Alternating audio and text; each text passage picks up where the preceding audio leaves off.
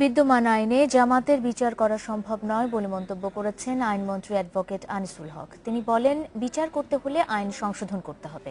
আইনমন্ত্রীকে সমর্থন দিয়েছেন খাদ্যমন্ত্রী কামরুল ইসলামও।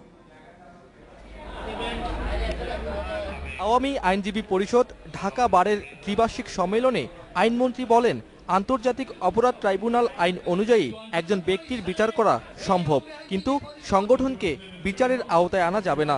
ফলে আইন সংশোধন না করলে মানবতা বিরোধী অপরাধে জামায়াতকে শাস্তি দেওয়া অসম্ভব। জামায়াতকে বাঁচাতে ষড়যন্ত্র চলছে বলেও মন্তব্য করেন আইনমন্ত্রী। ২০ ধারায় যে শাস্তির কথা বলা আছে, সেইখানে সংগঠনকে শাস্তি দেওয়ার কোনো ধারা নাই, কোনো উপায় নাই। আমি এই বিচার করে কি একটা হাস্যরস সৃষ্টি করব? আমি সেই কথা বলেছি।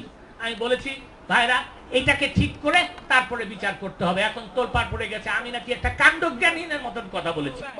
অনুষ্ঠানে খাদ্যমন্ত্রী কামরুল ইসলাম বলেন, জামাত প্রসঙ্গে আইনমন্ত্রীর বক্তব্যের যারা সমালোচনা করছেন তারা আইন সম্পর্কে অবহিত নয়। তিনি মন্তব্য করেন, আন্দোলন করা আর ট্রাইব্যুনালে বিচার করা এক কথা নয়।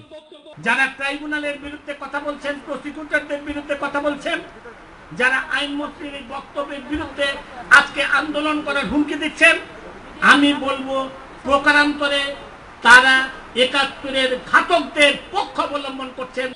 এছাড়া সাম্প্রতিক সময়ে তারেক রহমানের ভিডিও বার্তা প্রসঙ্গে দুই মন্ত্রী বলেন, আইএসআই এর ইন্ধনে তিনি ইতিহাস বিকৃতি করার ষড়যন্ত্র করছেন। Shakil Abdullah, independent news, Dhaka.